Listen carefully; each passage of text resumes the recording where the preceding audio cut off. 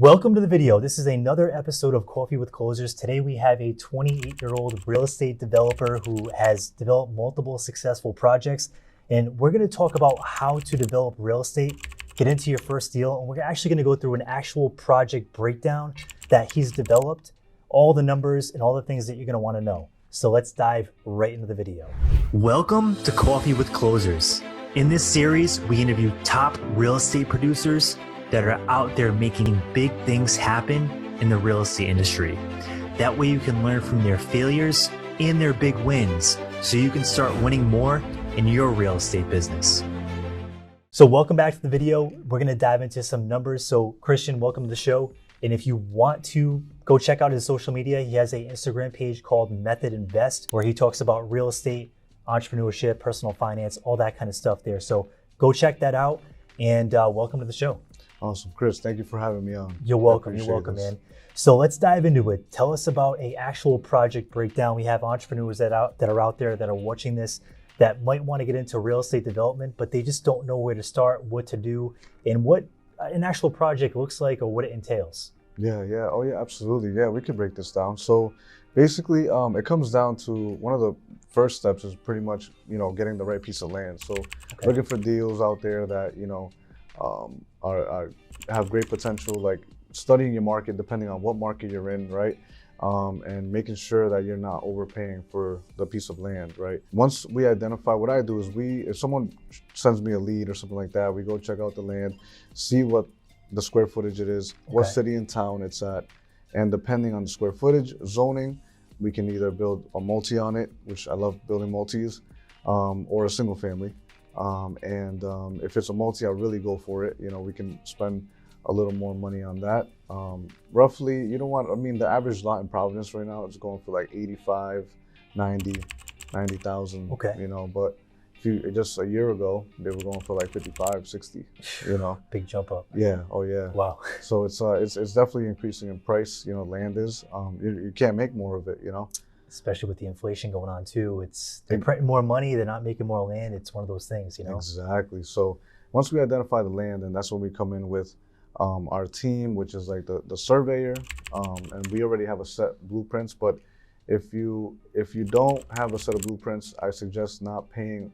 Try to go with a company that has stock ones already, and they might just have to modify them. There's a place called DLR right in Warwick. You can go get stock plans there. They'll just update them if they haven't been updated per code. Might take about a week. But this is all time that you might lose. So the surveyor might be scheduled out a week or two. Once we get the site plan, we get the blueprint. Now we get to go apply for our permitting. So now it takes about a month to do all the permitting. You have to go to different like public works. You have to go to Narragansett Bay Commission, all these different places, stuff like that. To apply for your final permit. Once you get the final permit, a month later, right? But keep in mind, it took about 2 to 3 weeks to get the blueprint and the site plan as well. Yep. So there's a lot of time in between there.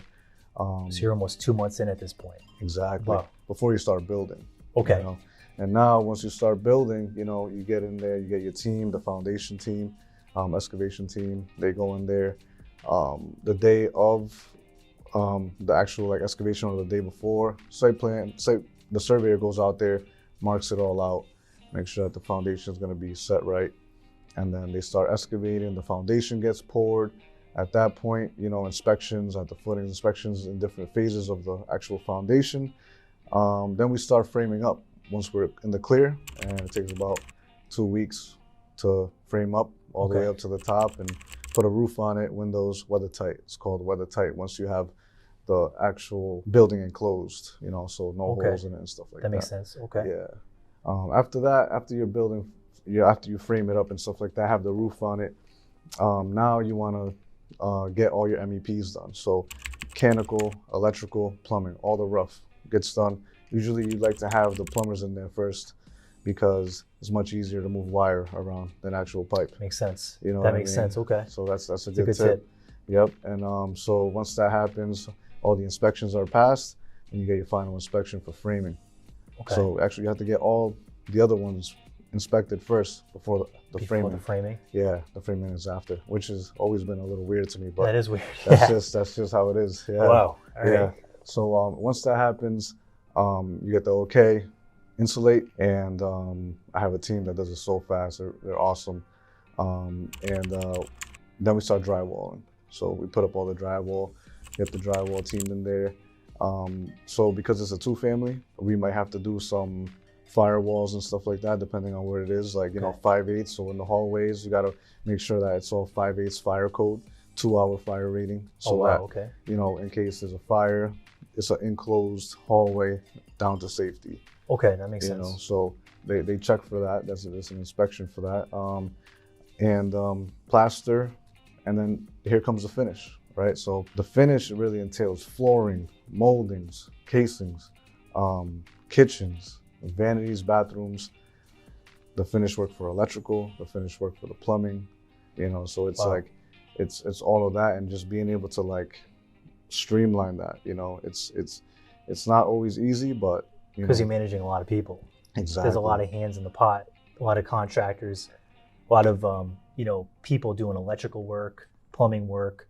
You probably have granite companies you deal with if you're doing higher end models. Yeah. You have window companies. There's a million people you're dealing with, right? Oh yeah, there's a million people. And like, here's the thing, not everyone is like 100%, you know, because sometimes we forget things, right? We forget to write things down. So we had an instance not too long ago where I had called my foundation guy, told him, hey, listen, let's not pour the floor. Like, so the floor is separate from the walls.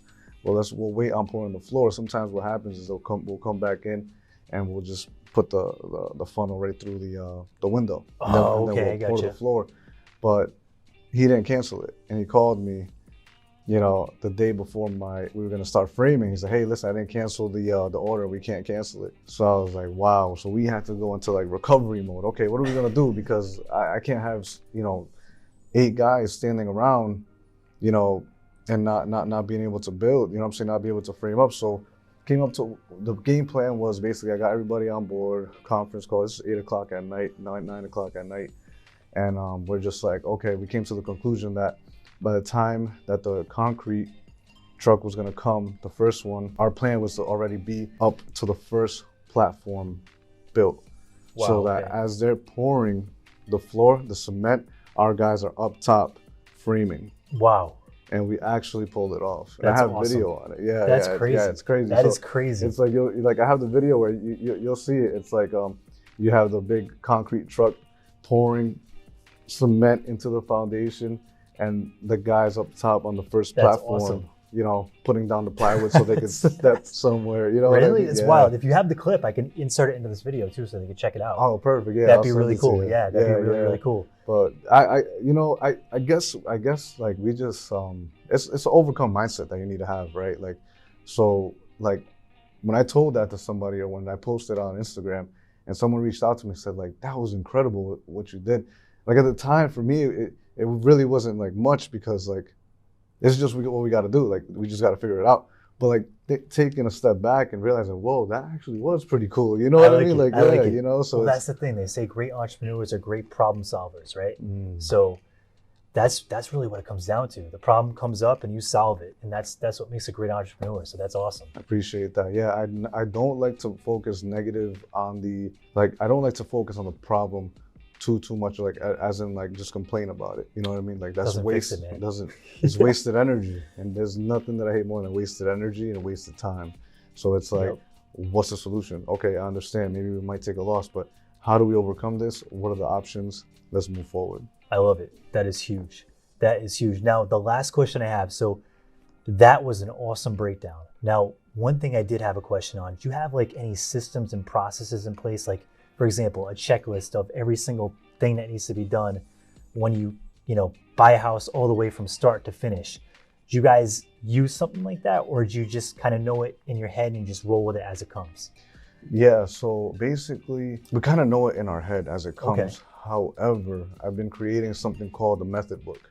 Okay. And in this method book, recently, with our last few developments, we write down different key lessons that are very important to know and have. You know what I mean? For example, the number one that most rookie developers make is not ordering the windows on time.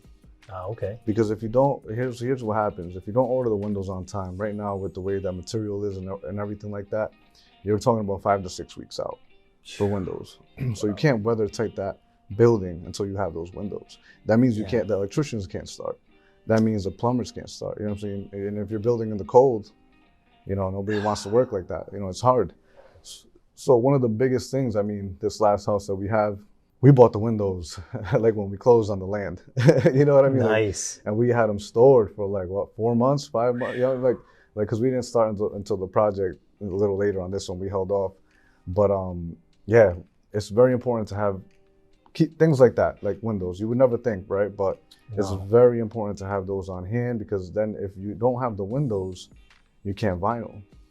That's true. Yep. You know what I mean? So, and what if your one of your breakdowns, you know, so your breakdowns when you get your money, like, so you have to hit certain milestones to get another check from the hard money guy or private money guy. Yes. Yep. So what if one of those things are, hey, need windows, roof, and vinyl, but you can't get that check until you get, you know what I'm saying, the it hangs vinyl the whole one. project up. You see what I'm saying?